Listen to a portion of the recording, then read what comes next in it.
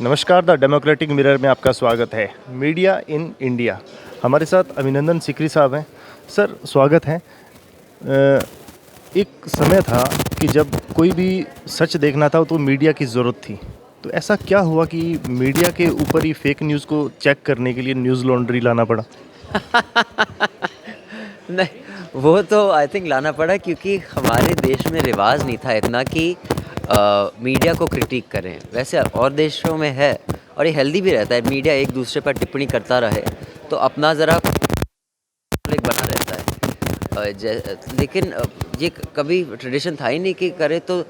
और स्पेशली जब news media का बूम हुआ, जब मैं मीडिया में एंट्री की थी 95 में, तब न्यूज़ ट्रैक होता था। आज तक भी मेरे ज्वाइन करने के 2-3 महीने बाद ही शुरू हुआ था, बुलेटिन था। तो जब न्यूज़ मीडिया सिर्फ प्रिंट था, बड़ा एक स्टेबल था, इतना हाइप नहीं था। मैं ये नहीं बोल रहा कि बहुत अच्छा था, प्रॉब्लम्स तब भी थी, बहुत ज़बरदस्त प्रॉब्लम्स थी। लेकिन जब बहुत ज़्यादा हुआ तब उस पर टिप्पणी करना तो ज़रूरी है। और अगर मीडिया ही टिप्पणी नहीं करेगा खुद पर, तो फिर इसलिए न्यूज़ लॉन्ड्री को पैदा करना पड़ा। अब सवाल है कि कहीं न कहीं हमें विश्वास करना पड़ेगा। अगर न्यूज़ लॉन्ड्री भी अगर बायस्ड हो जाए, तो पब्लिक के पास कुछ ऑप्शन होना चाहिए ना कि मीडिया को कैसे जाँचें परखें। ऐसा तो है नहीं कि न्यूज़ लॉन्ड्री बायस्ड नहीं हो सकती इन फ्यूचर। मैं तो कहता हूँ सब बायस हैं, लेकिन फैक्ट्स किसके ठीक है। बायस होता है एक, जो बायस शब्द है वो बहुत मुझे लगता है मिसयूज़ होता है। सब बायस होते हैं। जैसे ही मैं एक स्टोरी चुनूँ और दूसरी छोड़ूँ, बायस वहीं आ गया। चाहे वो बायस पॉलिटिकल वजह से ना हुआ हो। लाइक मैं आपको एक सिंपल सा एग्जांपल देता हूँ। मेरे एक मित्र हैं, उनके फादर पुलिस में थे, हम कॉलेज में थे साथ, और मेरे फादर आर्मी में। और मैं मेरे पुलिस को गाली देता था। मैंने कहा था ऐसी भद्दी इंस्टीट्यूशन देश में नहीं है। और वो बोलता था यार तेरे बाप को तो फ्री वो सब्सिडाइज्ड दारू और वो मिलती है कैंटीन से। उसका ये समझना था कि अगर पुलिस का डर चला गया सोसाइटी कोलैप्स कर जाएगी। तो कितनी भी बुरी हो पुलिस, उसका डर होना चाहिए। तो I was more favourable to the army, he was more favourable to police. तो बायस तो सब में होगा, हमारे लाइफ एक्सपीरियंस से। लेकिन जो न्यूज़ लॉन्ड्री पर टिप्पणी तो हम सबको बोलते हैं करो। जो हम पर भी जो मुकदमे हुए हैं ना, जो मीडिया वालों ने किए हैं, मैं कहता हूँ ठीक है, हम कोर्ट में लड़ेंगे, हमें कोई डर नहीं है। लेकिन ये जो रिवाज है कि हम पर कोई टिप्पणी ना करे, हम तो सबको बोलते हैं बॉस जब हम कुछ गलत करते हैं, करो देखो न्यूज़ लॉन्ड्री ने गलत किया। जब तक हम एक दूसरे पर टिप्पणी नहीं करेंगे, तब तक क्वालिटी इंप्रूव नहीं होगी। और एक दूसरे पर टिप्पणी करना ये नहीं कि दुश्मनी है। कई मेरे मित्र हैं जिन पर मैं टिप्पणी करता हूँ, उनमें से कई अभी भी मुझसे खुश होकर हंसकर बात करते हैं और कई सड़कर मुझसे बातचीत नहीं करते। तो मैं ये कहता हूँ टिप्पणी करो, एक दूसरे पर करो, हम पर करो, क्योंकि जब कोई गलत करता है it is our duty to call them out. But silence is not a good thing. एक चीज़ हमने देखी है कि पिछले कुछ वर्षों में कि 2 तरह के हैं कि या तो आप सरकार के आलोचक हैं और कुछ हैं जो सरकार के समर्थक हैं। अब ऐसे में जो रीजनल मीडिया है उसकी भूमिका बहुत स्टेबल रहती है। तो क्या आपको लगता है कि नेशनल जो मीडिया है उनको अब सुधरने की ज़रूरत है? या फिर इसके पीछे का क्या कारण है कि या तो सरकार के पक्ष में या फिर पूरा विपक्ष में? तो जनता के मुद्दे तो गायब होते जा रहे हैं ना। हाँ, लेकिन जो पक्ष और विपक्ष भी है वो एक इक्विवेलेंस नहीं करूँगा, क्योंकि जो विपक्ष है वो बहुत ही कम है, पक्ष इतना है, विपक्ष इतना है। तो दोनों को मैं इक्वल तवज्जो, इक्वल वेटेज नहीं दूंगा जब तक रेवेन्यू मॉडल इवॉल्व नहीं करता, चेंज नहीं करता। और मुझे लगता है हम उस प्रोसेस से गुजर रहे हैं। प्रिंट से ब्रॉडकास्ट, ब्रॉडकास्ट से डिजिटल, अब सब कन्वर्जेंस होगा। अलग अलग मॉडल आएंगे। न्यूज़ लॉन्ड्री में हमने एक नया मॉडल लाने की कोशिश की है, और भी नए मॉडल्स दुनिया भर में मैंने कई कॉन्फ्रेंस में अटेंड करके देखे हैं। तो ये एक सिस्टम इवॉल्व करेगा। लेकिन अभी जब तक मीडिया बड़े इंडस्ट्रियलिस्ट का एक मार्केटिंग टूल रहेगा, तब तक पब्लिक को सर्व नहीं करेगा। तो वो मॉडल भी इवॉल्व करेगा। मैं ऑप्टिमिस्टिक हूँ, इवॉल्व करेगा।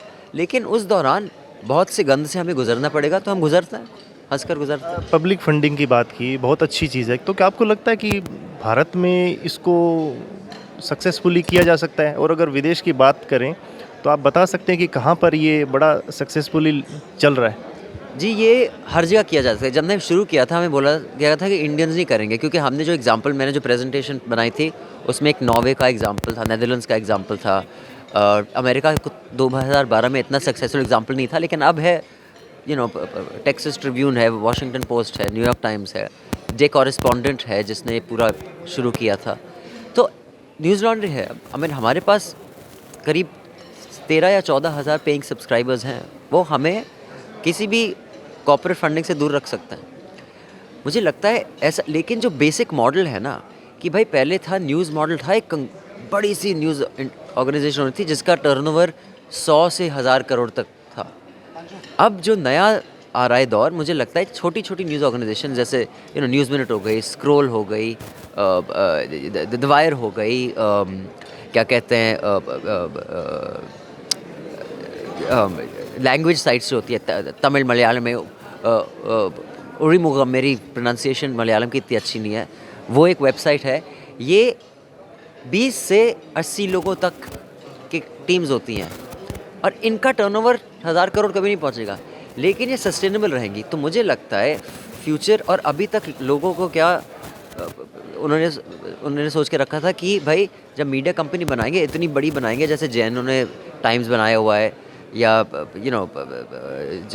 The times, Hindustan times group बनाया हुआ है बड़े बड़े इंडस्ट्रीज से, वो दौर ख़त्म हो गया। अगर आप वो करने की कोशिश कर रहे हैं, आप या तो आप सरकार के मोहताज रहेंगे या किसी कॉरपोरेट के, या आप फेल करेंगे।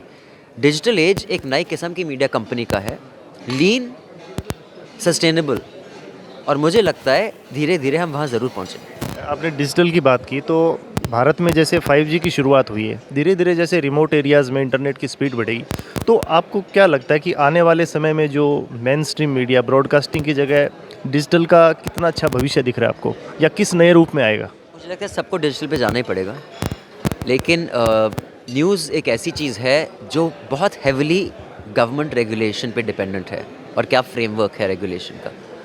तो मुझे लगता है न्यूज़ मीडिया को ट्रूली रोबस्ट बनाने के लिए गवर्नमेंट रेगुलेशन बहुत एक इंटेलिजेंटली और पब्लिक स्पिरिट में करना पड़ेगा। वो मुझे नहीं लगता होगा, तो उसके बावजूद करना पड़ेगा। अंतिम सवाल, हम कल्पना करें कि मान लीजिए आज के समय को देखते हुए आप अगर 20 वर्ष के होते और आपको अगर करियर चूज़ करना, तो आप क्या मीडिया में आते? आज के माहौल को देखते, मान लीजिए आप कॉलेज स्टूडेंट हैं। जी, मैंने सोच समझ के तो कहीं स्टेप नहीं लिया था। आज के हिसाब से अगर आप अभी आज भी मैं वही करता जो उस दिन मुझे, और फिर एक के बाद एक, one step leads to another, और मुझे लगता है मैं यहीं पहुंचता आखिर। हमसे बात करने के लिए बहुत बहुत शुक्रिया। So much.